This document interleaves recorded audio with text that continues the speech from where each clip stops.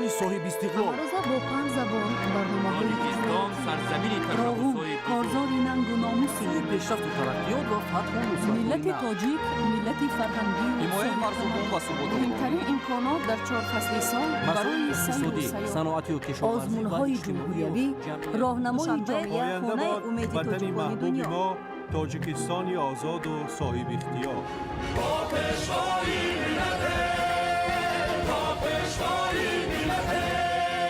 دوست باشید، اتفاق باشید، شکرانه همین دولت کنید، شکرانه همین سرزمین کنید، شکرانه کنید که چنین وطن عزیز و محبوب دارید.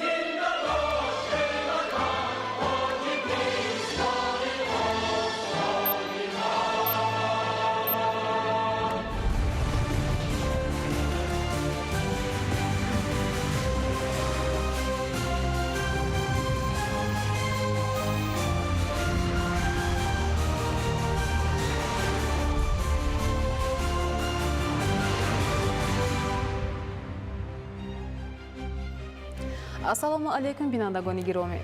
нашри муфассали барномаи иттилоотии ахбор аз телевизиони тоҷикистон мустақиман манзуратон мегардонем. дар студия бо шумо Қурбон Қурбонзода ва Шарифзода Марҷона. бинандагони гиромӣ, таваҷҷӯҳ намоед ба паёми шодбошии президенти ҷумҳурии Тоҷикистон пешвои миллат муҳтарам Эмомалӣ Раҳмон ба муносибати рӯзи забони давлатӣ.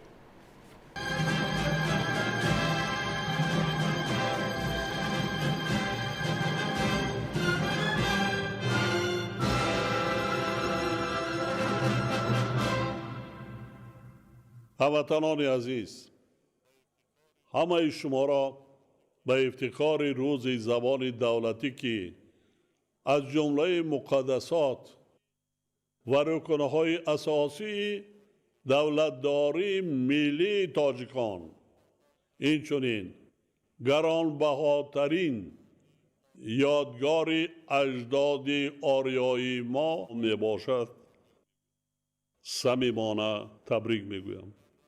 زبان تاجیکی در روند رشد تاریخی خود همچون شهرستون بنای معنوی ملت و مهمترین واسطه انعکاس حیات مردم برای ماندگاری ملت تاجیک نقش برجسته بازیده است.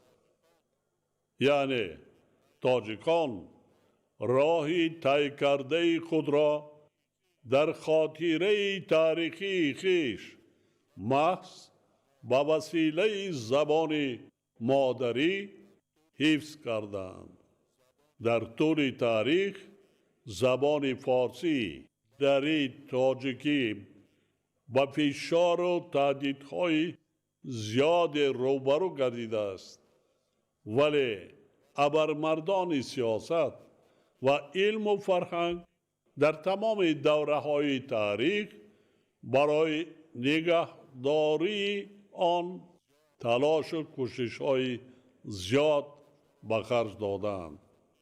به شرافت سیاست فرهنگ پرورانه خاندان سامانیان، سیاستمداران وطن دوست و دانشمند و اهل علم و ادب آن دوره، زبان دری تاجیکی موقع خود را دوباره استوار کرد و مقام رسمی دولتی کسب نمود.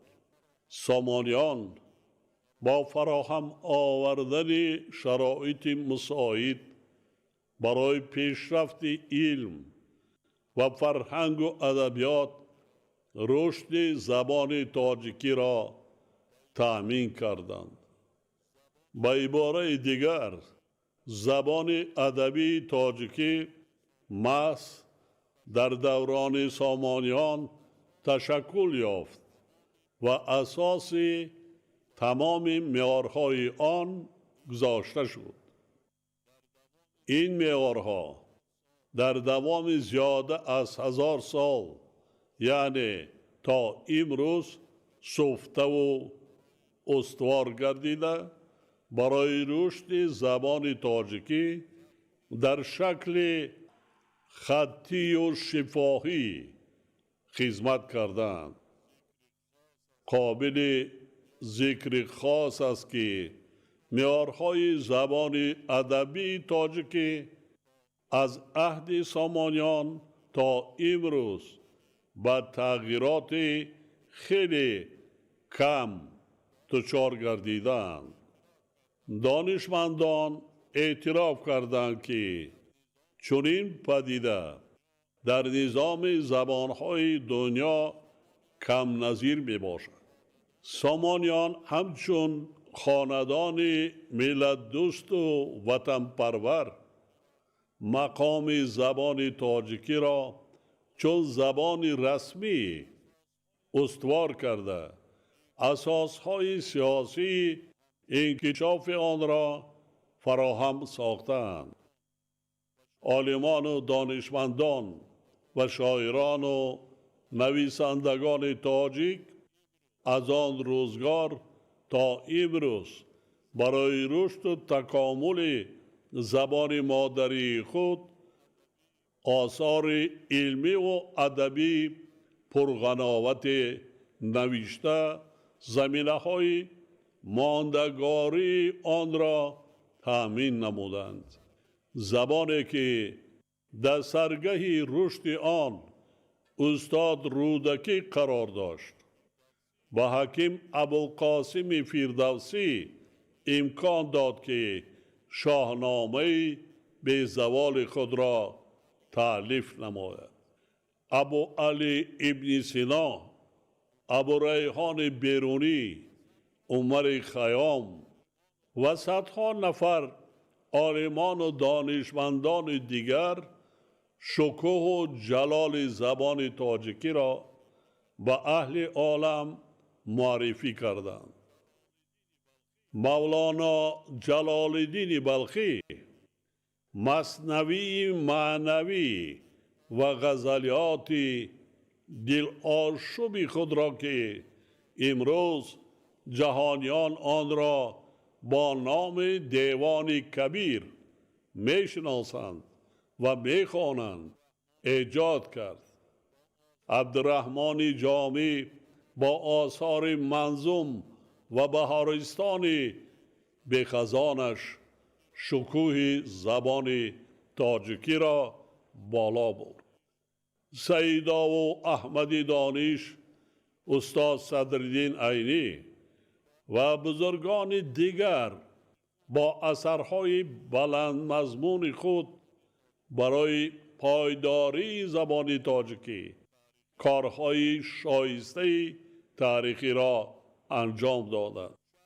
باید گفت که هرچند طی اثرهای طولانی زبان تاجیکی همیشه زبان علم و ادب و فرهنگ بود، اما بعد زیاده از 1100 سال تنها در زمان استقلال بار دیگر به حیث زبان رسمی دولتی صاحب مقام و منزلت اصلی خود گردید. امروز زبان دولتی همچون یکی از رکنهای مهمترین دولت صاحب استقلال تاجیکان اعتراف گردیده است. محض استقلال دولتی محدودیت‌های صنعی را که در راه رشد زبان تاجیکی موجود بودند برطرف ساخته راه ترقیات آزادانه آن را تأمین نمود. امروز حکومت مملکت با دستگیری مردم شریف تاجیکستان برای پیشرفت زبان دولتی و گسترش دایره استفاده آن تمام شرایط ضروری را فراهم آورده است. حالا در کشور مقررات قانون درباره زبان دولتی جمهوری تاجیکستان موفقانه زینه به زینه و با مرام عملی شده ایستادند. مسئله استفاده زبان دولتی در ساحه‌های علم و معارف، فرهنگ، واسطه‌های اخبار عامه، مرکزهای اینواسیونی و تکنولوژی، سندهای معیاری و حقوقی، نامگذاری محل‌های اهالی نشین، نام اشخاص و سمت‌های دیگر در مرکز دقت حکومت مملکت قرار دارد. امروز زبان تاجیکی در همایش‌های با نفوذ داخلی و خارجی از جمله از منبر بلند سازمان ملل متحد صدا می‌دهد. این حالت از منزلت زبان دولتی تاجیکستان صاحب استقلال در عرصه جهانی درک می‌دهد که باعث افتخار و سرفرازی هر یک فرد ملت دوست و وطن پرست میباشد.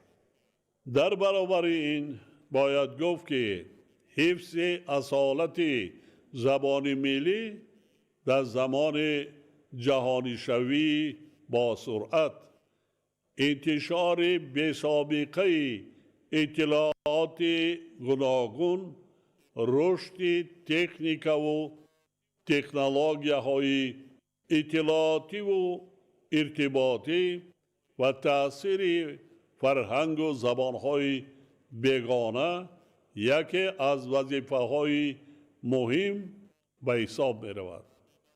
در این راستا تامین نمودن رشد زبان تاجیکی با در نظر داشت همقدم نوآوری‌های علمی و تکنیکی و تکنولوژی جهان، ساختن آن نیز از جمله وظیفه‌های مهم میباشد. وظیفه عالمان و دانشمندان در چنین شرایط از آن عبارت است که با استفاده از توانایی و امکانیت‌های زبانمان کلمه و اصطلاحات نوی مطابق با منطق و مضمون ساحه‌های گوناگون را ساخته و استفاده دهند تا در همه قلمرو زبان تاجیکی کاربردی آنها همگون و همسان باشد. اگر از حاضر در فکر به زبان دولتی موافق کردن زبان اینواسیا و تکنولوژی ها نباشیم، نه تنها صنعت سخن و مدنیت گفتار ما، بلکه فصاحت و روانی پاکی و زیبایی زبان مادری و رعایت معیارهای زبان ادبی تحت تأثیر منفی قرار خواهد گرفت. هموطنان عزیز، در برابر آموختن و ارج و احترام گذاشتن به زبان دولتی ضرور است که با مسئله دانستن زبانهای خارجی اعتبار جدی داده شود، زیرا به اهل عالم بهتر معرفی کردن تاریخ و تمدن ملت باستانی تاجیک و دستاوردهای دولت صاحب استقلال تاجیکان توسط زبانهای خارجی میسر می‌گردد. ضرور است که مخصوصاً با آموختن زبانهای روسی و انگلیسی اعتبار اولین درجه داده شود، زیرا زبانهای ذکر شده از جمله زبانهای جهانی می باشد. اگر ما خواهیم که رشد آینده علمی و تکنیکی و تکنولوژی کشورمان را تامین نماییم. باید شرایط مهیا سازیم که فرزندانمان زبانهای خارجی را خوب آموزند و همچون کادرهای با طلبات زمانه پیشرفت جوابگوی به کمال رسند.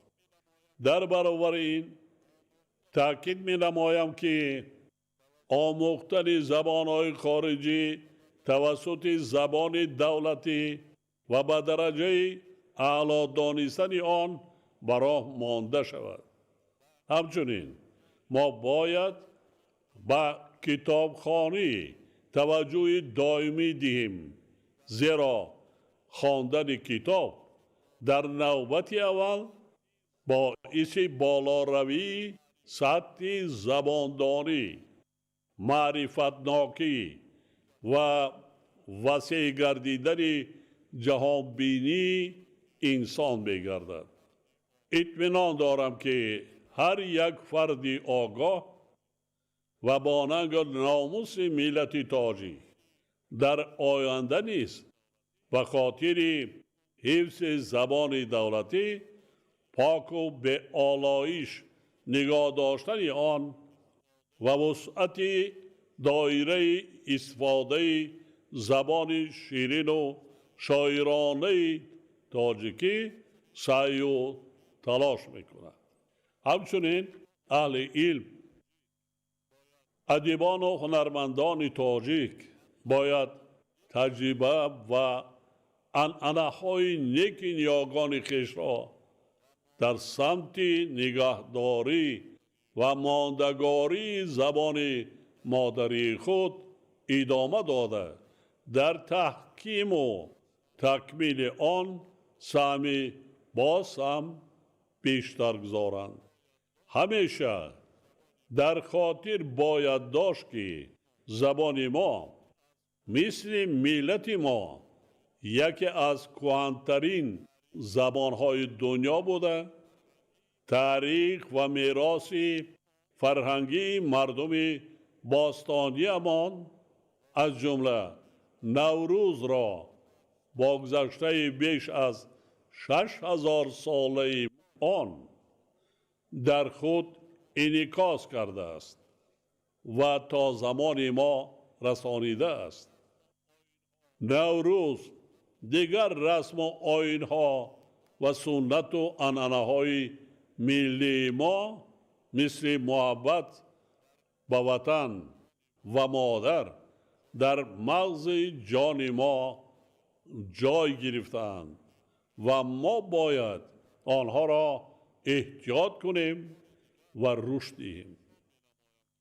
بار دیگر خاطر نشان می نمایم که زبان، ملت و دولت جزهای جدای ناپذیری یکدیگر به حساب رفته. استواری دولت، بقای عمر ملت و هویت ملی به وسیله زبان تامین می گردد. زبان گهوری بی‌بها، مایه افتخار و عالی‌ترین مقدسات ملی ماست که از گذشتگان میراث مانده است و ما باید آن را برای نسل‌های آینده در شکل شفته و تکمیل یافته و پاک و بی‌گزند به میراث گذاریم. بار دیگر کل مردم شریف تاجیکستان را به افتخار روز زبان دولتی صمیمانه تبریک گفته به هر خاندان کشور سعادت و آرامی و آسایش روزگار آرزو می نمایم. روز زبان دولتی مبارک باشد هموطنان عزیز.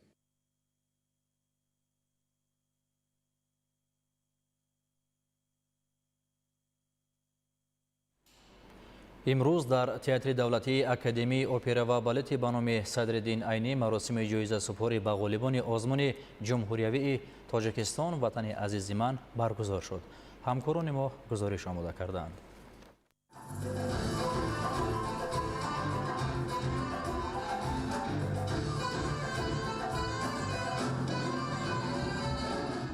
ضمن افتتاح مراسم قدردانی غالبان آزمون معاون سروزیر جمهوری تاجیکستان دلربا منصوری ابراز داشت که آزمون جمهوری تاجیکستان وطن عزیز من به دریافت استعدادهای نو ساحه صنعت، بلند برداشتن مقام و مهارت کسبی، ایجاد موسیقی نو، تالیف اشعار بلندگویه وطن دوستانه، دریافت بهترین نمونه‌های آهنگ و سرود، تقویت بخشیدن به کسبیت بلند هنر اجرا کنندگی روانه شده است. دوام 7 سال است که این آزمون با امر پرزیدنت جمهوری تاجیکستان پیشوای ملت محترم امامعلی رحمان دایر می‌گردد. آزمون از ناحیه آغاز شده تا به سطح ولایت و جمهوری گذرانیده شد. امسال آزمون از روی 5 نامیناسیا آهنگسازی، بسته‌کاری، سرایندگی، نوازندگی، صنعت تصویری، دیزاین و هر نامیناسیا از روی 3 ژانر و نامیناسیا صنعت تصویری و دیزاین از روی 2 ژانر دایر کرده شد. با غالبان جای یکم 1 نفر 70,000 سومانی، جای دوم 2 نفر 50,000 سومانی و جای سوم 3 نفر 30,000 سومانی تحفه‌های پولی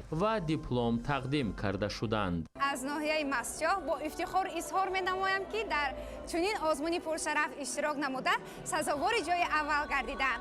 سپاسگزاری خود را به اساسگزار صلح و وحدت ملی، پیشوای معظم ملت، پرزیدنت جمهوری تاجیکستان محترم امامعلی رحمان می‌رسانم. من از متاع قدیمی که سوزنی که ماماهای ما، بیبی‌های ما در دوره قدیم آنها را دستدوزی می‌کردند، از آن استفاده بردم که زیاده ممکن خطا نکنم زیاده از 50 سال زیاد عمر دارد.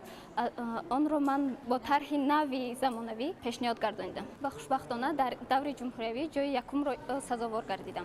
همین طریق شاه جایزه آزمون با مبلغ 100,000 سومانی را 4 نفر اشتراکچی فعال آزمون در نامیناسیای صنعت تصویری فیضی گل رجب و از شهر وحدت، در نامیناسیای نوازندگی رضی الله عبیدزاده از ناحیه فیض‌آباد، در نامیناسیای سرایندگی نوروز دوسی از شهر دوشنبه و در نامیناسیای آهنگسازی بسته‌کاری آبیجان مسعیدов از شهر دوشنبه صاحب گردیدند.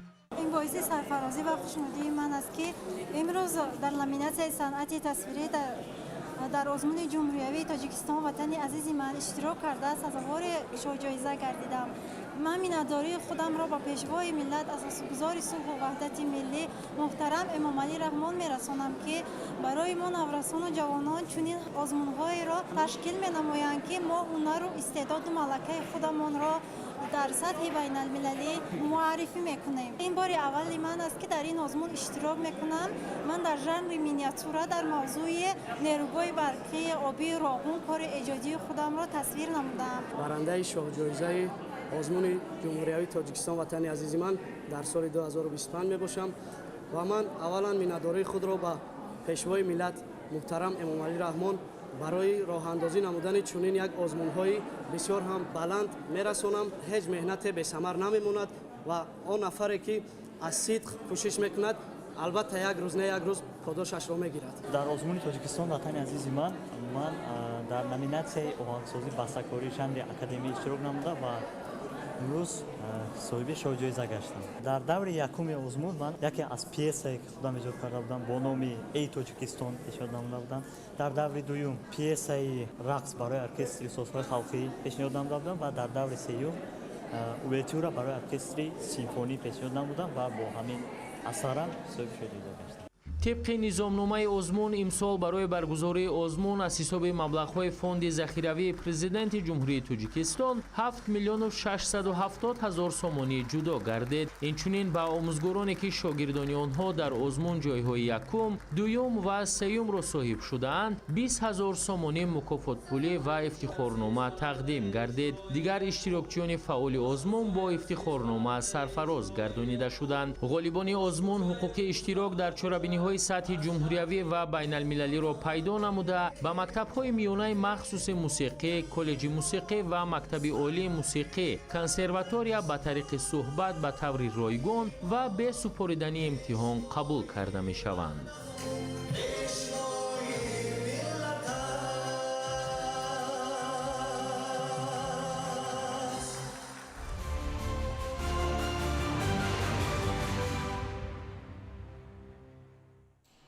бахшида ба рӯзи забони давлатӣ ва иди касби омӯзгорон дар саросари кишвар чорабиниҳои тантанавӣ баргузор гардид. аз таҷлили бошакоҳи ин ду санаи муҳим ки ба ҳувият маънавиёт ва ояндаи насли тоҷик пайванди ногусастанӣ доранд, ҳамкорони мо гузориш медиҳанд. дар чорабинӣ бахшида ба рӯзи омӯзгор муовини сарвазири ҷумҳурии тоҷикистон дилрабо мансурӣ, роҳбарияти вазорати маориф ва илм, намояндагони дастгоҳи иҷроии президенти ҷумҳурии тоҷикистон, вазорату идораҳои марбута, инчунин омӯзгорону мураббиёни пешқадам ва собиқадорони соҳа иштирок намуданд. зимни ҳамоиш ҳозирин аз рушди соҳаи маориф ва таваҷҷуҳу ғамхориҳои рӯзафзуни президенти ҷумҳурии тоҷикистон пешвои миллат муҳтарам Эмомалӣ Раҳмон нисбат ба ин соҳаи афзалиятноки ҷомеа дар солҳои соҳибистиқлолӣ ёдовар шуд.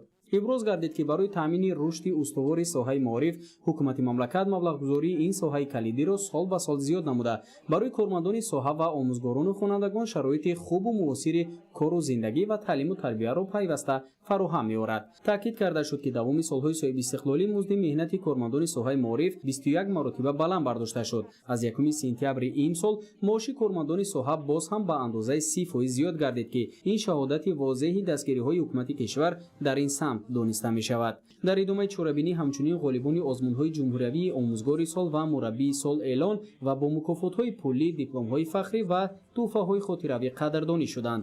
ҳамин тариқ Парвина Абдураҳмонова, мураббии муассисаи таҳсилоти томактабии рақами 3 шаҳри Хуҷанд, мураббии соли Тоҷикистон 2025 ва Ҳусейн Ализода, омӯзгори фанни биологияи литсеи Умари Хайёми шаҳри Душанбе, омӯзгори Тоҷикистон дар соли 2025 эълон гардиданд. ҳамзамон бахшида ба рӯзи омӯзгорон 636 нафар кормандони соҳаи маориф, собиқадорон ва омӯзгорони фаъол бо мукофотҳои давлатӣ, унвонҳои соҳавӣ ва дигар тӯҳфаҳо қадрдонӣ шуданд. барномаи мукаммали фарҳангӣ бахшида ба рӯзи омӯзгор ба чорабинӣ анҷом бахшид.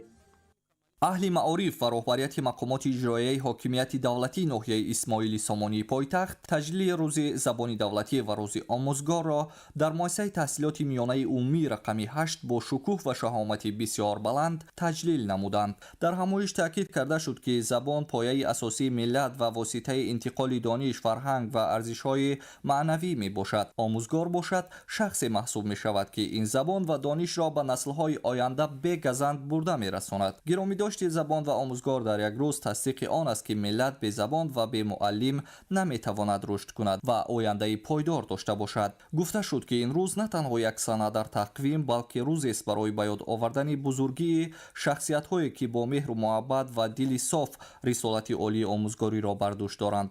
омӯзгор шахсияти муқаддасест ки на танҳо илм меомӯзонад, балки шахсият тарбият мекунад, ахлоқ меомӯзонад ва ба шогирдонаш роҳи зиндагиро нишон медиҳад.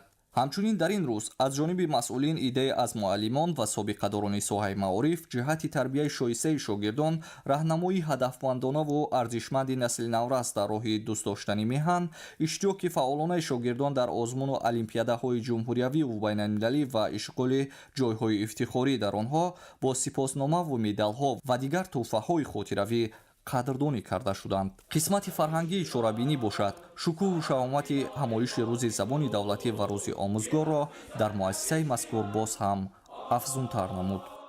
дар донишгоҳи техникии тоҷикистон ба номи академик муҳаммад осимӣ бахшида ба рӯзи забони давлатӣ ва рӯзи омӯзгор ҷамъомади тантанавӣ баргузор гардид. дар чорабинӣ раёсати донишгоҳ, омӯзгорон, кормандон ва донишҷӯёни донишгоҳ ширкат варзиданд. раёсати донишгоҳ дар суханронии худ аҳамияти забони давлатӣ ҳамчун рукни асосии давлатдорӣ ва мавқеи омӯзгорро дар тарбияи насли навин таъкид намуд. иброз гардид ки сиёсати забон ва таҳкими мавқеи омӯзгор дар тоҷикистони соҳибистиқлол таҳти сарварии пешвои миллат муҳтарам Эмомалӣ Раҳмон мавқеи хоса пайдо кардааст. ҳамзамон зикр гардид ки донишгоҳ пайваста барои баланд бардоштани сатҳи забондонӣ ва таҳкими эҳсоси ватандӯстӣ байни донишҷӯён иқдомҳои муассирро роҳандозӣ менамояд. дар идомаи чорабинӣ як қатор омӯзгорони фаъол ва донишҷӯёни соҳибистеъдод бо ифтихорномаҳо ва тӯҳфаҳои хотиравӣ қадрдонӣ гардиданд. забон муҳимтарин унсури ҳастӣ ва бақои миллат аст. таҳти ин унвон бахшида ба рӯзи забони давлатӣ дар донишгоҳи давлатии тиҷорати тоҷикистон ҳамоиш доир гардид. зимни ҳамоиш иштирокчиён дар бораи таърихи мақоми давлатӣ гирифтани забони тоҷикӣ ва нақши созандаи президенти ҷумҳурии тоҷикистон пешвои миллат муҳтарам Эмомалӣ Раҳмон дар рушди забони давлатӣ изҳори назар намуданд. таъкид гардид ки забони тоҷикӣ яке аз қадимтарин забонҳои дунё ба ҳисоб рафта, бо ин забон донишмандону бузургони илму адаб осори оламшумул офарид намоида дар ғановати ганҷинаи фарҳангу тамаддуни умумибашарӣ саҳми арзанда гузоштанд. Дар Фарҷом ба як қатор омӯзгорон барои саҳми арзанда гузоштан дар таълиму тарбияи насли ояндасоз аз ҷониби масъулини донишгоҳ бо ифтихорномаҳо қадрдонӣ гардиданд. забони тоҷикӣ яке аз қадимтарин забонҳои ҷаҳон буда таърихи чандин ҳазор сола дорад ва асоси фарҳангу адабиёти тоҷикон мебошад. мақоми давлатӣ доштани он имконият фароҳам меорад ки ҳуввияти миллӣ, ваҳдати ҷомеа ва истиқлолияти давлатӣ ҳамеша пойдору устувор боқӣ монанд. ба хотири гиромидошти рӯзи забон дар вилояти мухтори кӯҳистони Бадахшон чорабинӣ баргузор гардида. дар доираи он қабл аз оғози қисмати тантанавӣ дастовардҳои замони соҳибистиқлолии кишвар дар самти ҳифз ва нигаҳдошти забон ба намоиш гузошта шуданд. ҳар як маводи намоишгоҳ бозгӯи таъриху фарҳанги пурғановати миллати тамаддунсози тоҷик буда ба иштирокдорони чорабинӣ ғизои хуби маънавӣ бахшиданд. забони давлатӣ ин рукни давлат аст, рамзи ҳастиву бақои миллат ва оинаи рӯҳу андешаи он мебошад. имрӯз забони тоҷикӣ чӣ дар арсаи миллӣ ва чӣ дар арсаи байналмилалӣ мақому ҷойгоҳи хеле баланд дорад ва ҳамаи мо шоҳид ҳастем ки президенти кишвар муҳтарам Эмомалӣ Раҳмон дар созмонҳои байналмилалӣ бо ин забон суханронӣ мекунанд. бо ин забон табодули афкор сурат мегирад. чорабинии дона ба ифтихори рӯзи забон дар вилояти мухтори кӯҳистони Бадахшон бо намоиши барномаи фарҳангии аҳли санъату ҳунари вилоят хотима ёфт. дар ин росто чун дигар шаҳру навоии кишвар дар ноҳияи дарвози вилояти мухтори кӯҳистони Бадахшон низ бо иштироки роҳбарияти мақомоти иҷроии ҳокимияти давлатии ноҳия, омӯзгорону собиқадорон, хонандагони муассисаҳои ноҳия, кормандони шӯъбаи маориф ва кормандони касбу кори гуногун чорабинии тантанавӣ баргузор карда шуд. қайд гардид ки забони ширину шевои тоҷикӣ дар ҳама давру замон бо вуруди носозгориҳои таърихӣ асолати худро то имрӯз ҳифз намудааст. забон нишонаи пойдориву устувории ҳар халқу миллат маҳсуб ёфта дар раванди таърихӣ бо ин забони ноби тоҷикӣ садҳо олимону шоирон ва нависандагони классики форсу тоҷик асарҳои оламшумул эҷод намуданд. имрӯз қарзи фарзандӣ ва рисолати шаҳрвандӣ мост ки забони давлатиамонро ҳамчун рукни меҳварӣ ва шаҳрсутуни давлатдорӣ эҳтиром кунем ва поку беолоиш нигоҳ дорем. дар идомаи ин чорабинӣ ба як қатор омӯзгорон, собиқадорон ва кормандони фаъоли шӯъбаи маорифи ноҳияи Дарвоз барои хизматҳои арзанда ва таълиму тарбияи насли наврас аз ҷониби раиси ноҳия бо ифтихорнома ва тӯҳфаҳо қадрдонӣ гардиданд. дар Фарҷом барномаи консертии омоданамудаи бахши фарҳанги ноҳия ки бахшида ба таҷлили рӯзи забони давлатӣ ва рӯзи омӯзгорон таҳия гардида буд, ба чорабинии таровати тозае зам намуда хотири иштирокчиёнро бо суруду таронаҳои тару тоза шод намуданд. ба ифтихори рӯзи омӯзгор ва рӯзи забони давлатии ҷумҳурии Тоҷикистон дар қасри фарҳанги ноҳияи Абдураҳмони Ҷомӣ чорабинии бошукӯҳи вилоятӣ баргузор гардид. нахуст меҳмонон аз намоиши дастовардҳои муассисаҳои таълимии вилояти Хатлон боздид намуда фаъолияти омӯзгорон ва ҳунару маҳорати хонандагонро баланд арзёбӣ карданд. таъкид шуд ки дар соли таҳсили 2025-2026 дастовардҳои омӯзгорону хонандагони вилояти Хатлон дар озмуну олимпиадаҳои ҷумҳуриявию байналмилалӣ нисбат ба солҳои гузашта дучанд гардида сатҳу сифати таҳсилот рӯ ба болоравӣ дорад. дар қисмати тантанавии чорабинӣ намояндаи мақомоти иҷроияи ҳокимияти давлатии вилоят суханронӣ намуда нақши омӯзгорро дар рушду пешрафти ҷомеа басо муҳим арзёбӣ доштанд. дар идома масъалаҳои татбиқи имтиёзҳои ҳукуматӣ барои омӯзгорони ҷавон аз ҷумла таъмин бо замини наздиҳавлигӣ ва қарзҳои имтиёзнок мавриди таҳлил қарор гирифта гуфта шуд ки танҳо дар солҳои охир садҳо омӯзгорони ҷавон дар шаҳру ноҳияҳои вилояти Хатлон аз чунин дастгириҳо бархурдор шуданд. дар ҷамомат атрофи нафосат ва равонии забони давлатӣ сухан рафта қайд шуд ки дар баробари ҷашн гирифтани забони давлатӣ ҳамасола иди касбии омӯзгорон низ таҷлил мегардад. дар партави сиёсати маорифпарваронаи пешвои миллат муҳтарам Эмомалӣ Раҳмон давоми солҳои истиқлоли давлатӣ дар қаламрави мамлакат аз ҷумла шаҳру ноҳияҳои вилояти Хатлон садҳо иншооти муосири соҳа муҷаҳҳаз бо таҷҳизоту воситаҳои муосири хониш, бунёд ва мавриди баҳрабардорӣ қарор гирифтааст ки дар рушди илму маориф мусоидат мекунад. зимни баргузории чорабинӣ аз ҷониби роҳбарияти мақомоти иҷроияи ҳокимияти давлатии вилояти Хатлон гурӯҳи омӯзгорони ҷавоне ки касби пуршарафи омӯзгориро интихоб кардаанд бо тӯҳфаҳо ва ифтихорномаҳо қадршиносӣ карда шуданд. ҳамчунин дар вазъияти хотирмон чанде аз омӯзгорони пешқадам, собиқадорони соҳа با افتخارنامه‌های وزارت معارف و علم جمهوری تاجیکستان، افتخارنامه مقامات اجرایی حکومت دولتی ولایت ختلان و ریاست معارف ولایت، همچنین با عنوان اعلاچی معارف و علم و تحفه‌های خاطروی مشرف گردیدند. در آخر بهر بالیدگی خاطر اشتراکیان چهاربینی امروزه، اهل فرهنگ ولایت ختلان، انسامبل‌های رقصی و بخش فرهنگ ناحیه عبدالرحمن جامع برنامه رنگین آماده نمودهشان را پیشنهاد نمودند. дар ҳамоиши идона ки ба муносибати рӯзи забони давлатӣ дар шаҳри левакан роҳандозӣ шуд, намояндагони кумитаи иҷроияи ҳизби халқии демократии тоҷикистон вилоят ва шаҳр иштирок карда, нахуст меҳмонон аз осорхонаи пешвои миллат ки дар лисеи касбии саноатии кимиёвии шаҳри левакан таъсис дода шудааст дида намуданд. дар ин осорхона тамоми дастовардҳои даврони соҳибистиқлолии мамлакат ки бо саъю талош ва заҳматҳои шабонарӯзии роҳбарияти олии кишвар ба даст омадааст, дар шакли аксу мусаввараҳо ва китобҳо гирд оварда шудааст.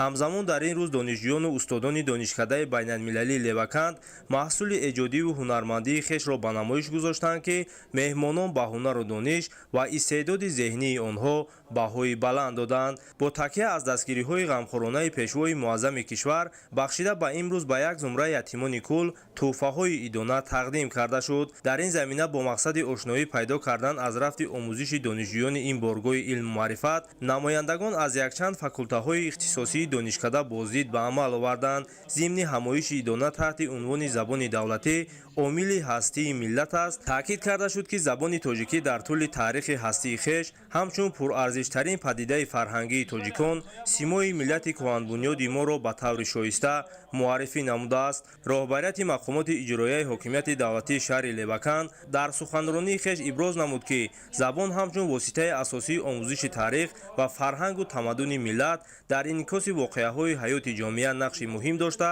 гузаштагони мо барои рушду инкишоф ва ба пояи забони расмиву давлатӣ баровардани он кӯшиши зиёд ба харҷ доданд. дар идомаи ҳамоиши мазкур чун рамзи эҳтиром як қатор омӯзгорону устодон ки дар таълиму тарбияи насли ҷавон саҳми арзанда доранд, бо тӯҳфа ва сипосномаву ифтихорномаҳои кумитаи иҷроияи ҳизби халқии демократии тоҷикистон ва мақомоти иҷроияи ҳокимияти давлатии шаҳри левакан қадрдонӣ карда шуданд. ҳамзамон ба як зумра фаъолони пешсафи ҳизби халқии демократии тоҷикистон нишони сари синагӣ тақдим карда шуд. сипас аз ҷониби аҳли фарҳанги шаҳр ва ҳунармандони донишкадаи байналмилалии левакан барномаи ҷолиби консертӣ бо иҷрои суруду таронаҳо дар васфи забони давлатӣ, пойдории сулҳу субот ва рушду пешрафти кишвар пешниҳоди ҳозирин карда шуд.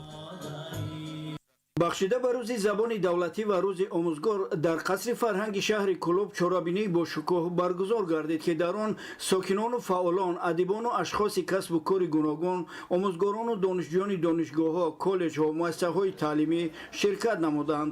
ба ин муносибат дар даромадгоҳи қаср намоиши дастовардҳои иштирокчиёни озмунҳои ҷумҳуриявӣ ва китобҳои мусаввараҳо ба намоиш гузошта шуда буданд ки раҳбарияти шаҳр ва меҳмонон аз онҳо дидан карданд.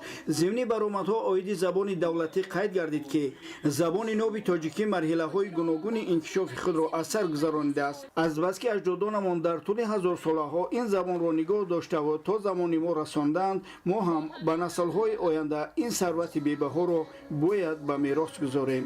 дар ин рӯз ба як зумра омӯзгорону фаъолон барои арҷгузорӣ ба забони давлатӣ, фаъолияти пурсамар дар таълиму тарбияи наврасону ҷавонон ва пешбурди сиёсати маорифпарваронаи давлату ҳукумати ҷумҳурӣ бо ифтихорномаҳои мақомоти иҷроияи ҳокимияти давлатии шаҳри Кӯлоб сарфароз гардонида шуданд.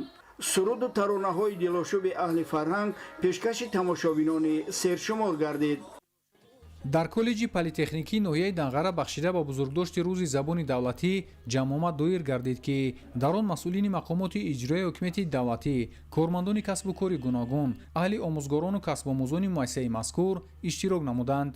масъулин зимни суханронии худ аз таърихи ташаккули забони тоҷикӣ, хизматҳои шоёни фарзандони бароманди миллат дар роҳи ҳифз ва мақоми давлатӣ гирифтани забони тоҷикӣ сухан гуфта, пос ва гиромӣ доштани онро қарзи шаҳрвандии ҳар як фард номиданд. бояд гуфт ки забони тоҷикӣ ҳамеша мавриди таваҷҷӯҳи давлат ва ҳукумати кишвар қарор дошта, барои рушд ва таҳкими он дар умури сиёсӣ ва иқтисодию иҷтимоии кишвар пайваста тадбирҳои муассир андешида мешавад.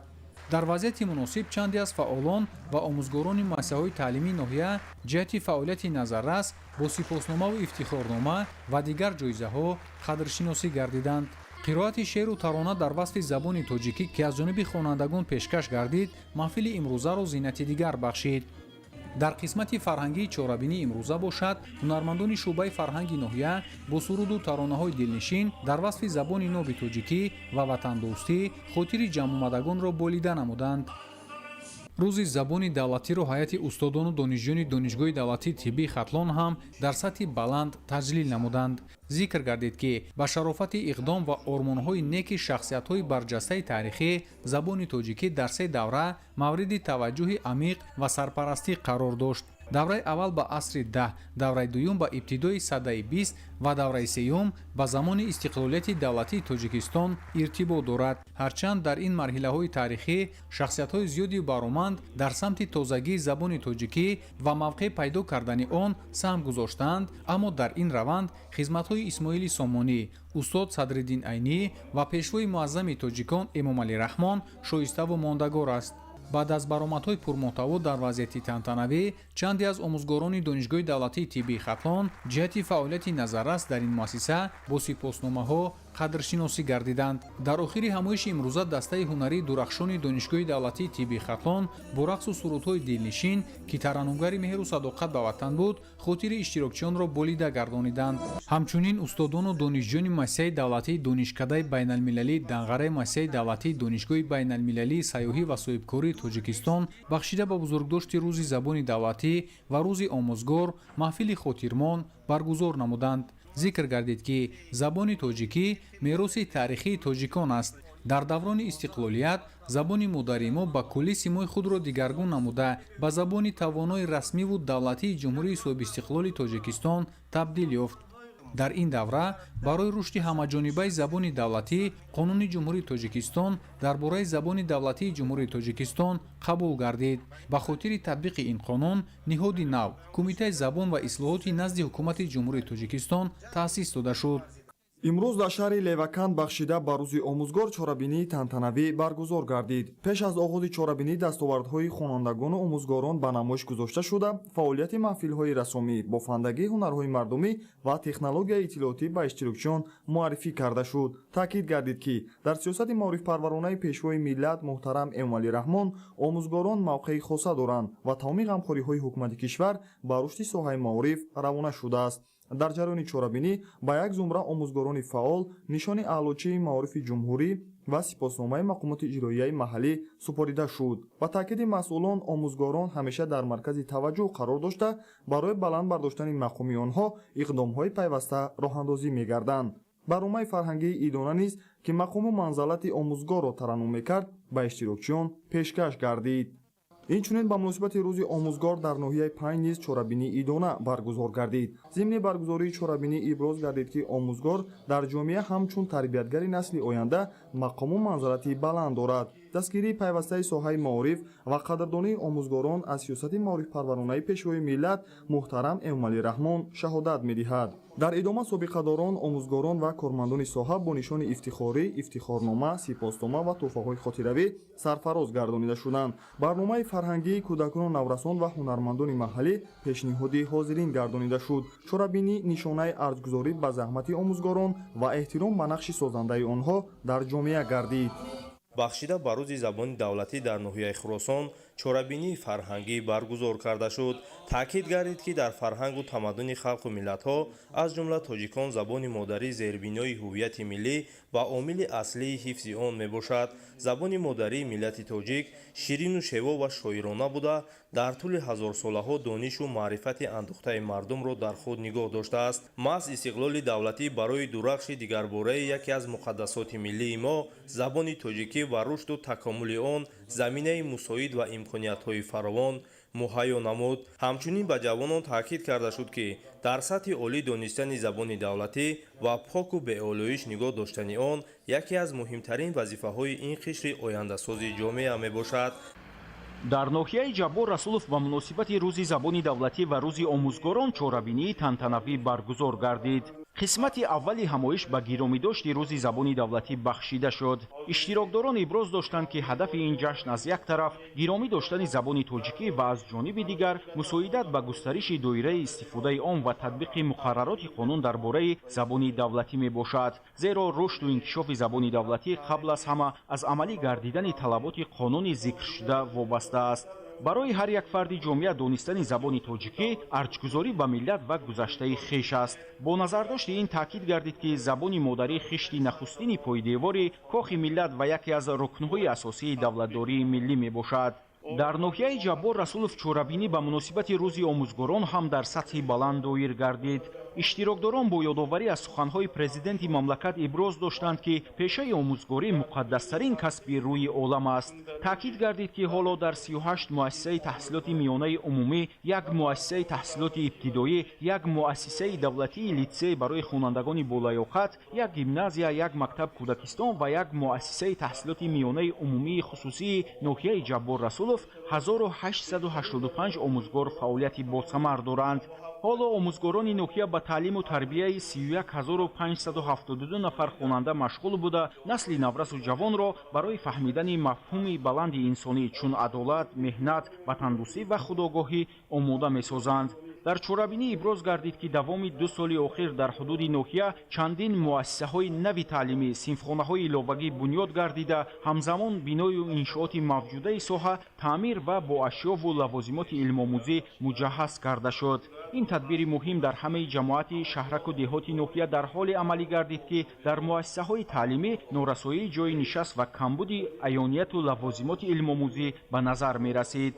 дар баробари бунёду ба истифода додани биную синфхонаҳо дар назди чандин муассисаи таълимӣ толору майдонҳои варзишӣ сохта ба истифода дода шуд.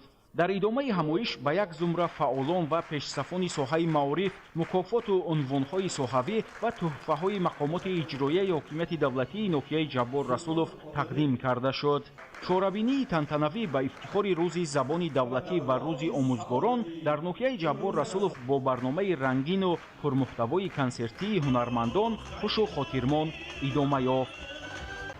дар шаҳри исфара бо баргузорсозии ҳамоиши пуршукӯҳ ду ҷашни саропо ҳастиву маъниро ҷашн гирифтанд. президенти ҷумҳурии тоҷикистон муҳтарам эмомалӣ раҳмон дар суханрониҳояшон борҳо таъкид намуданд ки забон рукни асосии миллат ва давлат аст. давлату миллат соҳиб ва пуштибони забонанд. забон омили асосии рушду камоли миллат ва давлат аст. ин аст ки забон, давлат ва миллат дар паноҳи якдигаранд. ҳамзамон пешвои миллат муҳтарам эмомалӣ раҳмон мақому нақши омӯзгорро дар ҷомеа баланд арзёбӣ намуда пайваста таъкид менамоянд ки омӯзгорӣ муқаддастарин пешаи рӯи олам аст. ин нуктаҳо дар раванди ҷамъомади тантанавие ки дар кохи фарҳанги шаҳр бахшида ба рӯзи забон ва рӯзи омӯзгорон доир гардид таъкид шуд. зимнан гуфта шуд ки миллате ки ба илму дониш ва фарҳангу маънавиёт арҷ мегузорад миллати ояндадор ва тавонову соҳибтамаддун аст. дар ҳамоиши тантанавӣ ба як зумра фаъолон барои ҳифзу нигаҳдошт ва рушду таҳкими забони тоҷикӣ ва устодону собиқадорони соҳа барои рушди соҳаи маориф, тарбияи насли наврас ва мусоидат намудан ба иштироки шогирдон дар олимпиадаву озмунҳои ҷумҳуриявӣ сипосномаву тӯҳфаҳои хотиравии мақомоти иҷроияи ҳокимияти давлатии шаҳр ва нишони фахрии аллочи маориф ва илми ҷумҳурии тоҷикистон тақдим карда шуданд. қисмати ҷанббастии ҳамоиши гиромидошти забони давлатӣ ва омӯзгорон аз баромадҳои санъаткорон ки ватану истиқлолият ва забони зебову равони тоҷикиро тараннум мекарданд иборат буд. имрӯз дар қасри фарҳанги ноҳияи деваштич рӯзи забони давлатии ҷумҳурии тоҷикистон ва иди касбии омӯзгорон бо шукӯҳу шаҳомат таҷлил гардид. қайд карда шуд ки рӯзи забони тоҷикӣ ва иди касбии омӯзгорон бо ҳам пайванди ногусастанӣ дошта барои ҷомеаи тоҷикистони соҳибистиқлол арзишманду муқаддас маҳсуб ёфта поягузори асолати миллӣ ва шоҳсутуни маърифату фарҳанги халқи тамаддунофари тоҷик шуморида мешавад. зеро миллати равшанфикри тоҷик бо фарҳангу тамаддуни чандин ҳазорсолаи хеш ифтихору сарбаландӣ дошта ин ҳама арзишҳои фарҳангӣ то замони мо маҳз тавассути забони шевои пурғановати тоҷикӣ ба ёдгор мондааст. Феълан дар ноҳияи Деваштеч наздики 3000 нафар омӯзгорони дорои маълумоти олӣ дошта ва 41397 нафар муҳассилини 66 муассисаи таҳсилоти миёнаи умумӣ ва 3 гимназия дарси таълиму маърифат ва ватандӯстию инсонпарастӣ медиҳанд. Дар идомаи чорабинӣ ба муносибати рӯзи забони давлатӣ ва омӯзгорон ташкил гардида, як идда тарғибгарони забони ноби тоҷикӣ, омӯзгорону собиқадорони соҳибтаҷриба дар вазъияти тантанавӣ бо нишони сарисинагии аълочии маориф ва илми ҷумҳурии Тоҷикистон ифтихорномаҳои мақомоти иҷроияи ҳокимияти давлатии вилояти Суғду ноҳияи Деваштеч, шӯъбаи маориф ва иттифоқи касабаи соҳавӣ қадрдонӣ карда шуданд. Дар интиҳо ба аҳли Толор барномаи фарҳангии аз ҷониби бахши фарҳанги ноҳия ва хонандагони муассисаҳои таълимӣ ташкил гардида пешкаш карда шуд ки ба чашмҳо нур ва ба дилҳо сурур бахшед. дар кохи лоиқи шаҳри Панҷкент бо иштироки аҳли зиё, намояндагони доираҳои илмӣ ва адабӣ, устодону омӯзгорон, рӯзноманигорон ва дӯстдорони фарҳанг ҷамъомади тантанавӣ ба ифтихори рӯзи забони давлатии ҷумҳурии Тоҷикистон доир шуд. Қайд шуд ки баъди ба истиқлол расидани ҷумҳурии Тоҷикистон, давлат ва ҳукумат бо раҳнамоии пешвои муаззами миллат муҳтарам Эмомалӣ Раҳмон барои рушду нумӯи забони тоҷикӣ тадбирҳои зиёдеро амалӣ намуданд. Аз ҷумла қабули қонуни ҷумҳурии Тоҷикистон дар бораи забони давлатии ҷумҳурии Тоҷикистон дар таҳрири нав, барномаи рушди забони давлатӣ барои солҳои 2020-2030, таъсиси кумитаи забон ва ислоҳот. Инчунин расман 5 октябрро ҳамчун рӯзи забони давлатӣ ҷашн гирифтани ҳамасола аз иқдомҳои муҳиме мебошанд, ки ба таҳкими ҷойгоҳи забон ва баланд бардоштани нуфузи он мусоидат карданд. Воқеан ҳифзу гиромидошти забони давлатӣ вазифаи муқаддаси ҳар як шаҳрванди кишвар ба ҳисоб рафта, ифтихори миллӣ ва омили муттаҳидкунандаи ҷомеа мебошад. Дар қисмати фарҳангии ҷамъомат барномаи ҷолиби ҳунарӣ бо иштироки ҳунармандони бахши фарҳанги шаҳр пешкаш гардида, сурудҳои ватандӯстона ва порчаҳои шеърӣ дар васфи забони модарӣ садо доданд. дар шаҳри ваҳдат рӯзи забони давлатӣ ва рӯзи омӯзгорон бо роҳандозии чорабинии бошукӯҳ хотирмон таҷлил карда шуд. роҳбарияти шаҳр иброз доштанд, ки дар мавриди ҳимоя, пуштибонӣ ва рушду густариши забони тоҷикӣ нақш ва мавқеи шахсияти таърихӣ президенти ҷумҳурии Тоҷикистон муҳтарам Эмомалӣ Раҳмон бузургу беназир арзёбӣ мегардад. маҳз бо шарофати ин марди хиратманду дурандеш силсилаи қонуну қарорҳо оид ба забони тоҷикӣ қабул ва мавриди амал қарор гирифтанд, ки онҳо мақому манзалати забони тоҷикиро хеле боло бурданд. гиромидошти забон ва омӯзгор дар як рӯз тасдиқи он аст, ки миллат бе забон ва бе муаллим наметавонад рушд кунад ва ояндаи пойдор дошта бошад. дар ҷомеаи муосир нақши омӯзгор ва забони модарӣ дар рушди маърифат, фарҳанг ва сиёсат бениҳоят бузург маънидод мегардад. омӯзгорон чун нерӯи эҷодии ҷомеа на танҳо дониши назариявӣ меомӯзонанд, ҳамчунин ҷаҳонбинии ҷавонро ташаккул дода арзишҳои инсониро дар шуӯри онҳо бедор месозанд. омӯзгор дар фарҳанги миллати тоҷик мавқеи бисёр баланди ахлоқию маънавиро доро мебошад. ҳамзамон бояд иброз дошт, ки солҳои охир дар Тоҷикистон барои дастгирии забони тоҷикӣ ва баланд бардоштани сатҳи маориф тадбирҳои муҳим андешида мешаванд. дар чорабинӣ ба омӯзгорони фаъолу собиқадори муассисаҳои томактабӣ ва таълимии раёсати маорифи шаҳр медалу ифтихорнома ва сипосномаи вазорати маориф ва илми ҷумҳурии Тоҷикистон мақомоти иҷроияи ҳокимияти давлатии шаҳри ваҳдат супорида шуд. ҳамчунин дар ноҳияи варзов бо иштироки масъулин ва ҳайати васеи омӯзгорон бахшида ба рӯзи забони давлатӣ ҳамоиш баргузор гардид. дар ҳамоиш иброз гардид, ки забон аз қадим то имрӯз муҳимтарин воситаи муошират байни одамон, табодули захираҳои маънавӣ ва омили асили пешрафти тамаддунҳо мебошад.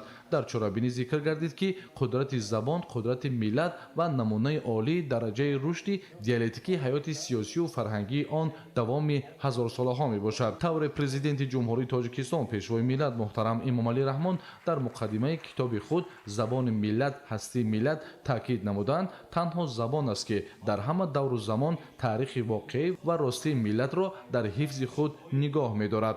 забон таъминкунандаи ҳисси давлат, ифодакунандаи рамзи миллат ва воситаи муҳимтарин алоқа байни одамон ба шумор меравад. дар фарҷом як гурӯҳ омӯзгорон бо нишони аълочии маориф ва илми Тоҷикистон ифтихорнома ва сипосномаи мақомоти иҷроияи ҳокимияти давлатии ноҳия бахшида ба рӯзи забони давлатӣ ва рӯзи омӯзгор қадрдонӣ гардиданд. имрӯз дар ноҳияи рӯдакӣ бо ташаббуси мақомоти иҷроияи ҳокимияти давлатии ноҳия ва дар ҳамкорӣ бо раёсати маориф чорабинии тантанавӣ бахшида ба рӯзи забони давлатӣ баргузор гардид. таъкид карда шуд ки забони тоҷикӣ ҳамчун омили муҳими иттиҳод ва ваҳдати миллӣ дар тӯли таърих ҷойгоҳи хоса дошта, маҳз тавассути ин забон мероси ғании ниёгон, осори бузургони илму адаб ва фарҳанги оламшумули тоҷикон то замони мо расидааст. ҳамзамон дар рафти чорабинии маърузаҳои илмӣ порчаҳо аз осори адибони классик ва муосир барномаҳои фарҳангӣ манзури ҳозирин гардонида шуданд. иброз гардид ки дар доираи сиёсати фарҳангпарваронаи пешвои миллат муҳтарам Эмомалӣ Раҳмон масъалаи рушди забони давлатӣ дар маркази таваҷҷӯҳи доимии давлат қарор дошта, пайваста барои густаришу таҳкими ҷойгоҳ ва мавқеи забони тоҷикӣ тадбирҳои зарурӣ андешида мешаванд. чорабинии имрӯза бори дигар собит сохт ки забони давлатӣ на танҳо василаи муошират, балки рамзи истиқлол, ҳастии миллат ва пояи асосии худшиносии миллӣ мебошад. бахшида ба рӯзи забони давлатӣ ва рӯзи омӯзгор дар толори қасри фарҳанги ноҳияи Тоҷикобод дар якҷоягии омӯзгорону кормандони касбу кори гуногун чорабинии тантанавӣ доир карда шуд. дар чорабинӣ бошукӯҳ намояндагони мақомоти иҷроии ҳокимияти давлатии ноҳияи Тоҷикобод иштирок карда суханронӣ намуданд.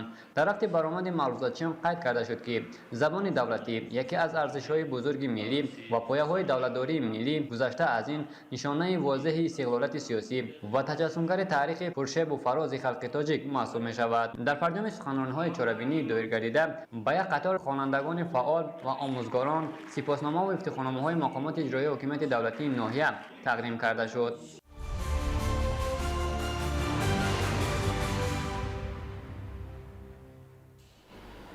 татбиқи нақшаву барномаҳои мукаммал ва амалисозии тадбирҳои ободониву созандагиҳо дар ноҳияи Балҷувон мароми тоза дорад. ба муносибати истиқболи сазовор аз ҷашни 35-солагии истиқлоли давлатӣ сокинон омодагиҳои сатҳи баландро вусъат мебахшанд. сокинони ноҳияи Балҷувон бо ифтихор аз фазои рӯҳбахши кишвари соҳиби истиқлол дар натиҷаи фаъолияти самарабахши меҳнатӣ нишондодҳоро дар ҳама бахшҳои хоҷагии халқ афзоиш дода истодаанд.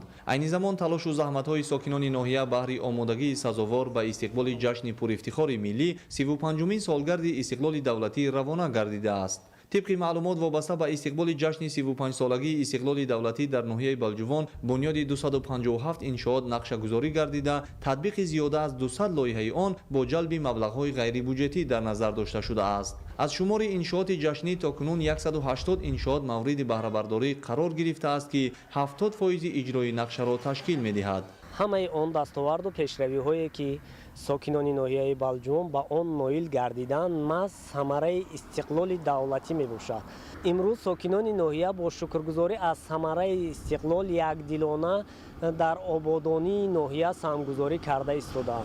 در زمینه اجرای لایحه‌های پیش‌بینی شده تدریجاً بنیادکاری و سازندگی‌ها در ناحیه افزایش یافته با تامین آبادانی و پیشرفت سطح نیکوحوالی مردم نیز به مراتب رو به بهبودی دارد. حالا مرحله اولی کارهای ساختمانی بنیاد بینای نو و زمانوی ریاست مالیه در مرکز ناحیه آغاز یافته کار در این سمت جریان دارد. طبق اطلاع حدود ناحیه بلجوان را حالا 4 دریا می‌گذرد، از جمله دریای تلخک، آبی تیره، آبی مزار و دریای سرخاب. با مقصد پیشگیری خوف رخ دادن حادثه‌های طبیعی روند کارهای ساحل مستحکم نمایی نیز وسعت داده می‌شود. ناحیه بلجوان که همسال استقلال دولتی است عین زمان در حال رو به رشد است. سرعت بخشیدن روند کارهای ساختمانی در بنیاد انشاءات گوناگون تعیینات، وسعت آبادانی و سازندگی‌ها و تطبیق دیگر هدف‌های مهم و شایسته در ناحیه از مرام و مقصدهای اساسی ساکنان در زمینه اجرای نقشه چاره‌بینی‌های معین مقامات اجرایی حکومت دولتی ناحیه به استقبال جشن پرافتخار ملی میباشد. حالا جهت آمادگی‌ها به مناسبت استقبال این جشن فرخنده در سطح بلند ادامه دارد. علیم ناصرزاده، خورشید نادرخان، ناحیه بلجوان، اخبار.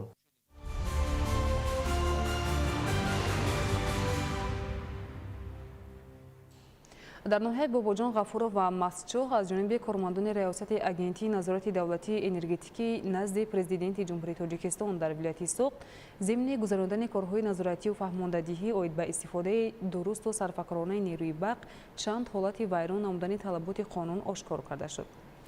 گزارش در این خصوص. новобаста аз қабули қонун дар бораи энергетика таъини ҷазо ба шахсони ба камбудӣ роҳ дода ё истифодаи ғайриқонунии нерӯи барқ аз тарафи мутахассисони раёсати агентии назорати давлатии энергетикӣ назди президенти ҷумҳурии тоҷикистон дар минтақаи суғд дар ноҳияи масҷоҳ ва бобоҷон ғафуров ҳолатҳои берун аз талаботи қонун ва дастурамали истифодабарӣ пайваст ва истифода бурдани нерӯи барқ ошкор карда шуд. дар коргоҳи сангмайдакунӣ барои хӯрокии парранда воқеъ дар ҷамоати деҳоти чашмасори ноҳияи бобоҷон ғафуров соҳибмулк хуршед шодиев бе гирифтани шарти техникӣ иҷозати пайвасти қувваи барқ бастани шартнома барои истифодабарӣ истгоҳи трансформаториро ба хати барқ пайваст намуда давоми 4 моҳ бе супоридани маблағ барқ истифода намудааст. аз рӯи тартиби кор бояд истгоҳи трансформаторӣ қабл аз пайваст намудан иҷозати раёсати агентии назорати барқ дар минтақаи суғд шабакаҳои барқии ноҳияи бобоҷон ғафуровро гирифта мувофиқ ба дастурамал истгоҳи трансформаторӣ дар баландии 1.5 метр ҷойгир барои таъмини бехатарии ҳудуди он девори ҳимоявӣ гирифта баъд истифода намояд. вале аз тарафи соҳибкор қоидаҳои бехатарӣ ба инобат гирифта нашуда бе гирифтани шарти техникӣ бастани шартнома кушодани суратҳисоб ворид кардани муштарӣ ба барномаи биллингӣ ба нерӯи барқ пайваст бе пардохти маблағ давоми чанд моҳ истифода бурдааст. сарнозири шабакаҳои барқии ноҳияи бобоҷон ғафуров дидӯю дониста аз он ки муштарӣ шарти техникӣ иҷозати пайваст барои истифодаи барқро надорад ҳисобкунаки барқиро тамғагузорӣ намудааст ки ин амал эҳтимолияти дахолат ба кори ҳисобкунаки барқӣ мавҷуд аст. пайвасти хати барқ ба истгоҳи трансформаториро барқчии минтақаи 2 обид ҳошимов анҷом додааст вале дар суҳбат бо мо инкор намуд. шабакаҳои барқии минтақаи 2 нигоҳ мекунад ин линия элкалхоз чайрух дайрон худсарона пайваст кардагӣ мо намедонем деки корро шумо пайваст накардед минтақаи мо аст пайваст кардагӣ мо намедонем деки минтақаи 2 шабакаи барқи ноҳияи бобоҷон ғафуров хош кардааст. оид ба ин ҳолат сарфи назар кардан аз талаботи қонун тартиби кор нисбати барқчии минтақаи 2 обид ҳошимов ва соҳибкор хуршед шодиев протоколи хуқвайронкунии маъмурӣ тартиб дода шуд. ҳамчунин муайян карда шуд ки дар ҳамин мавзеъ аз тарафи соҳибкор маҳмадризо назаров истгоҳи трансформаторӣ бе иҷозат гирифтани хулосаҳои дахлдор риоя кардани қоидаҳои бехатарӣ ба барқ пайваст карда барои обёрӣ бунёди иншоот истифода мебарад. чунин ҳолатҳо бе иҷозати раёсати агентии назорати давлатии энергетикии минтақаи суғд пайвасти истгоҳи трансформаторӣ ба барқ ва истифода бурдану насупоридани маблағи барқ давоми 3 моҳ дар фабрикаи паррандапарварӣ воқеъ дар ноҳияи масҷоҳ ошкор гардид. дар дигар коргоҳи истеҳсоли хишти сохтмонии абдурасул сафаров дар ноҳияи масҷоҳ муайян гардид ки давоми 6 моҳ боз коргоҳи мазкур бе гирифтани иҷозат бе шартнома насупоридани маблағи истифодаи қувваи барқ фаъолият карда ба шабакаҳои барқии ноҳияи масҷоҳ талафоти тиҷоратӣ расонидааст. вобаста ба ин ҳолат нисбати вайронкунандии талаботи қонун соҳибмулки корхона сафаров абдурасул санади қоидавайронкунӣ ва ҳуқуқвайронкунии маъмурӣ тартиб дода шуд. давоми 10 рӯзи охир аз рӯи 4 ҳолати вайрон кардани талаботи қонун дар бораи энергетика насупоридани ҳаққи истифодаи барқ дар ноҳияи бобоҷон ғафуров ва ноҳияи масҷоҳ ки аз тарафи кормандону мутахассисони раёсати агентии назорати давлатии энергетикии минтақаи суғд ошкор карда шуд 20400 сомонии маблағи ҳаққи истифодаи барқ рӯёнида шуд. бино ба арзёбии мутахассисон истифодаи самараноки нерӯи барқ мувофиқ ба тартиб пайваст намудан риояи бехатарӣ пардохти ҳаққи истифода барои таъмини ҳамагон бо барқ ва мустаҳкамии низоми энергетикии мамлакат аҳамияти муҳим дорад.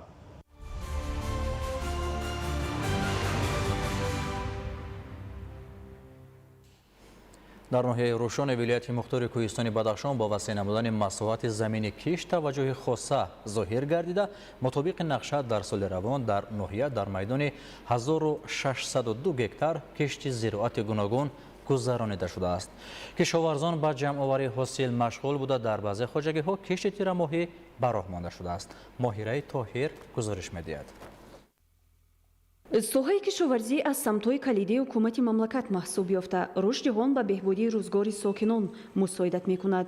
ноҳияи рӯшон аз ҷиҳати мавқеи ҷуғрофияш барои рушди соҳаи кишоварзӣ мусоид буда дар баробари дигар самтҳо дар парвариши сабзавоткорӣ хеле пешгоҳ мебошад. соли равон аз рӯи нақша дар майдони 1602 гектар киш гузаронда шуда феълан ҷамъоварии осил бо маром идома дорад. дар ноҳия хоҷагидорони алоҳида ба заминдорӣ шуғл дошта ҳамасола бо меҳнати ҳалол ҳосили дилхоҳро ба даст мебиёранд. Ин аст ки деҳқонони ноҳия аз ҳисоби ҳосили ба дастоварда ҳам бозори дохилӣ ва ҳам бозори берунаро бо маҳсулоте аз ҷиҳати экологӣ тоза таъмин менамоянд. طبق نقشه دورنمای سال 2025 در همه شکل‌های خوجه‌گیری امسال در میدان 1618 نوع هکتار کشت گذرانیده شد. از آن 332 از 132 هکتار کارتوشکا کشت کردیم. زیاده از 49 هکتار سبزی، 53 هکتار زیاد پیاز کاریده شد.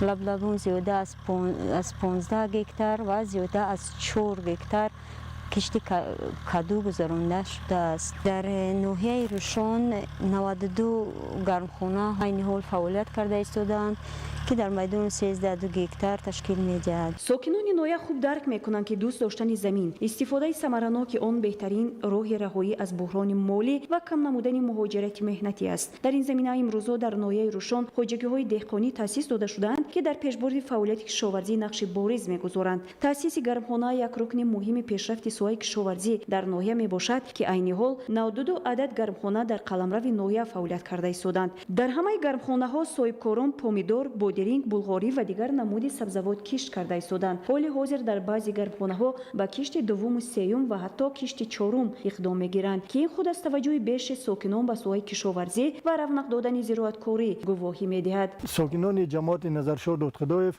زمین را ثمرناک استفاده می‌برند و کشت و کار تیرمایی را جنبست کرده ایستاده ایم و ساکنان جماعت نظرشاه دادخدایف محصولات تر و تازه را تیار کرده بازار شهر خاروغ را از محصولات کشاورزی تامین می‌نمایند. بخش کشاورزی مقامات اجرایی حکومت دولتی ناحیه روشن کوشش به خرج می‌دهد که از تمام امکانات‌ها استفاده برده در یکجایی با خواجگی‌های دهقانی و جماعت‌های دهات زمین‌ها را عاقلانه و ثمرناک و صرفه‌کارانه استفاده برد. مهیره طاهر، مبارکشوی رستم، ناحیه روشن، اخبار.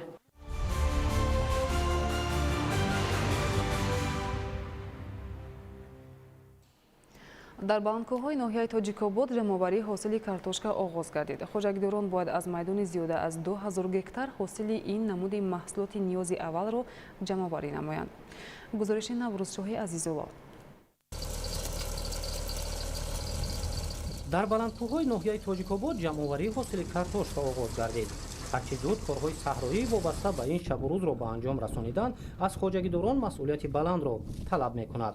зеро дар ин баландкӯҳои ноҳияи тоҷикобод бо боридани аввалин барф сармо задани самараи меҳнат аз эҳтимол дур нест.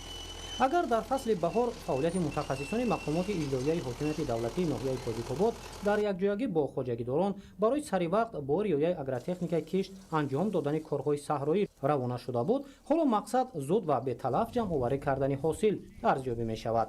бо истифода аз имконияти мавҷуда тавассути техникаи мошиналоти кишоварзӣ ҷамъоварии ҳосил идома дорад. имсол нисбат ба соли пеш ҳосил бениҳат хуб аст. Картошкаро мо ҷамъоварӣ мекунем, нисфи ҳама картошкаро ба бозор ҳозир равон мекунем, нисфи дигарша бо захира барои тухми бағад ин бо лубиё, каду, дигар чизом ҳосил хуб гирифтагием ба даст. мо аз ҳамин меҳнат хоб ина аҳли ҳолаи худам бо мехӯронем, мепӯшонем, бо ба бозорҳо мебарем. ай ҳамин замин то ҳозира мо зиён кардагӣ нестем. имсол дар маҷмӯъ меҳнаткашони ноҳияи тоҷикобод дар майдони зиёда аз 2000 гектар дар ҳамаи шаклҳои хоҷагидорӣ кишти картошка гузарониданд. ҳавои моътадил ва обу хоки ҳосилхез аз талаботи асосӣ барои гирифтани ҳосили баланд аз ин намуди сабзавот маҳсуб меёбад. гузарондани кишт дар доманакӯҳҳо, таъмини растанӣ бо омилҳои асосӣ барои нашъунамо ва тавассути меҳнати пайваста риоя кардани агротехникаи парвариш фаровонии ҳосили картошкаро дар мавзӯъҳои асосии картошкапарварии ноҳияи тоҷикобод аз ҷумла регак ва дараи навобод таъмин намудааст. натиҷаи меҳнати кишоварзони деҳоти ширинчашма мисоли ҳамин аст. кишоварзони ҷамоат имсол дар ҳамаи шаклҳои хоҷагидорӣ дар майдони 320 гектар кишти картошка гузаронданд ки айни ҳол ҷамъоварии ҳосили он идома дорад. аз ҳар як гектар 250-300 сентнери ҳосил ба даст меорем ва танҳо дар ҷамоати деҳоти ширинчашма мо ҳаминро гуфта метавонем ки аз ҳосиле ки ба даст оварда истодем то 4000 тонн истеҳсол менамоем ки албатта барои таъмини амнияти озуқавории мамлакат мусоидат менамояд. таҷрибаи чандсолаи сокинони деҳаи себистони ноҳияи тоҷикобод нишон медиҳад ки дар шароити табиии ин ноҳия аз сабзӣ низ гирифтани ҳосили баланд имконпазир аст. این محصولات جمع‌آوری شده به بازارهای شهری دوشنبه پیشنهاد می‌گردد. اگر قسمی از حاصل به بازار پیشنهاد شود، قسم دیگر برای ذخیره پیش بینی شده است. علاقه انبار و تخمخانه‌ها برای نگاه داشتن محصولات غذایی تا ماه‌های مارس اپریل سال 2026 آماده کرده شده است. وسیع‌شوی تجربه عملی مهنتکشان با بین‌وبین گرفتن شرایط کنونی اقلیم، انجام دادن کارهای صحرایی، معرفت بلند زمینداری و رعایت اگرتکنیکای کشت و پرورش رستنی، ثمره بلند اقتصادی ساحه کشاورزی و فراوانی حاصل را در ناحیه تاجیک‌آباد تامین نموده است.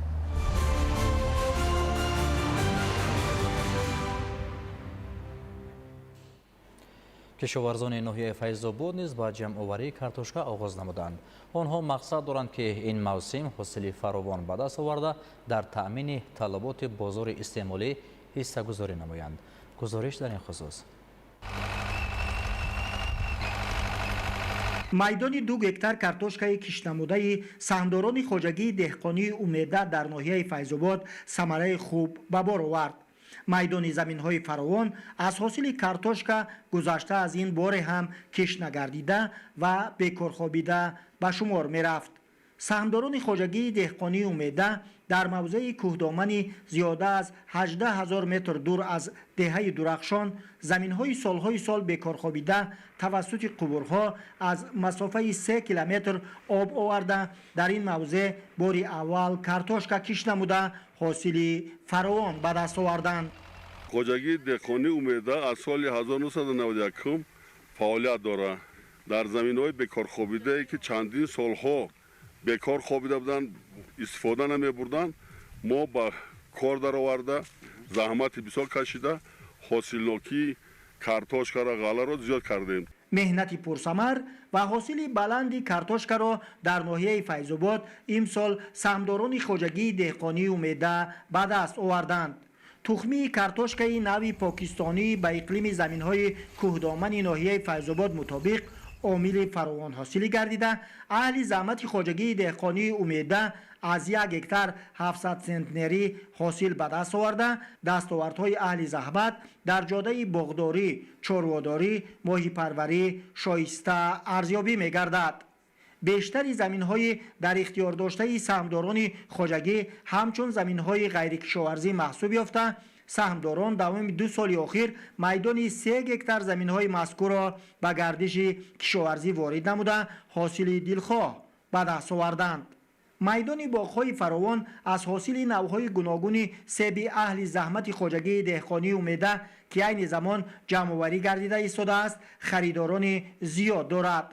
саҳмдорон дар баробари таъмини бозори истеъмолии мамлакат бо меваҷоти ватанӣ ҳамчунин бештари ҳосилро ба хориҷи мамлакат содирот намуда аз ин ҳисоб даромади бештар ба даст меоранд.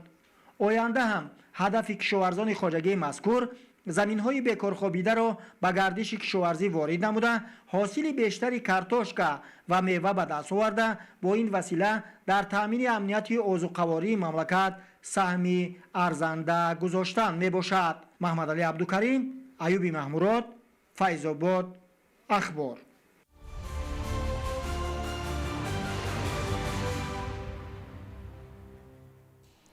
дар ҷумҳурии озарбойҷон бозиҳои сеюми кишварҳои аъзои иттиҳоди давлатҳои мустақил идома дорад.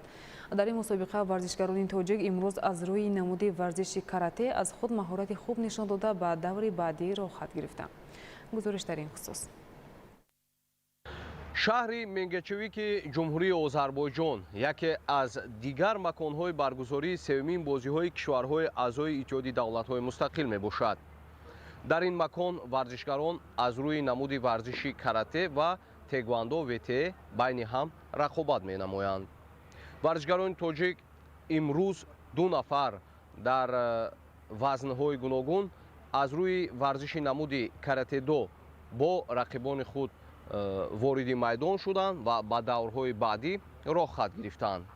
дар маҷмӯъ дар бозиҳои сеюми кишварҳои аъзои иттиҳоди давлатҳои мустақил аз дастаи мунтахаби тоҷикистон аз ҷумла аз рӯи варзиши намуди тегвандо вете 2 медал, медали биринҷӣ, аз рӯи гӯштини намуди самбо 2 медал ва 2 медали дигар аз рӯи риштаи бокс ба хазинаи варзишии мамлакат ворид намуданд. аз рӯи дигар намудҳои варзиш дар дигар шаҳрҳои ҷумҳурии озарбойҷон рақобатҳо идома доранд. аз ҷумла аллакай 2 нафар ба даври ниҳоии сеюмин бозиҳои кишварҳои аъзои иттиҳоди давлатҳои мустақил аз рӯи намуди варзиши бокс рохат гирифтанд ва дар санаи 5 октябр барои медали тиллоӣ бо ҳарифони худ вориди майдон мешаванд. лозим ба таъкид аст ки иштироки варзишгарони тоҷик дар ин мусобиқаи бонуфузи байналмилалӣ далели таваҷҷӯҳи ҳамешагии ҳукумати ҷумҳурии тоҷикистон хоса президенти ҷумҳурии тоҷикистон пешвои миллат муҳтарам эмомалӣ раҳмон нисбат ба рушди соҳаи варзиш ва ҳавасмандгардониҳои ҳамешагии варзишгарон аз ҷониби раиси маҷлиси миллии маҷлиси олии ҷумҳурии тоҷикистон раиси шаҳри душанбе муҳтарам рустами эмомалӣ мебошад. бовар аст ки ба хотири ҳимояи шарафи миллату давлати худ дигар варзишгарони тоҷик низ дар рақобатҳо аз худ маҳорати баланди касбӣ нишон медиҳанд ва медалҳои нав ба хазинаи варзишии мамлакат ворид намуда ба ин восита шарафи миллату давлати худро дар ин мусобиқаи бонуфузи байналмилалӣ ҳимоя менамоянду парчами давлатии тоҷикистонро баланд мебардоранд. юсуф ғанизода, баҳром аҳмадзода, шаҳри мингичевики ҷумҳурии озарбойҷон барои барномаи иттилоотии ахбор.